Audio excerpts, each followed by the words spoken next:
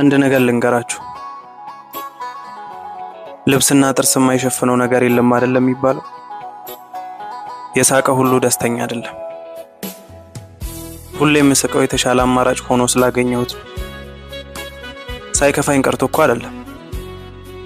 እንደ ሰው ሳላዘን ቀርቼ አይደለም። እመሜን የሚረዳኝ ስላጣው ነው። ነገሮች ከአቅሜ በላይ ሲሆኑብኝ ከእናንተ ጋር ለመመሳሰል ስል ነው የምስቀው። በሳቄ ውስጥ ሐዘኔን መደበቅ ስለምፈልግ ነው። ብዙ ጊዜ ያዘንኩባቸውና ያለቀስኩባቸውን ነገሮች በሳቄ ውስጥ ሸፋፈኛቸው ማለፍ ስለምፈልግ ነው።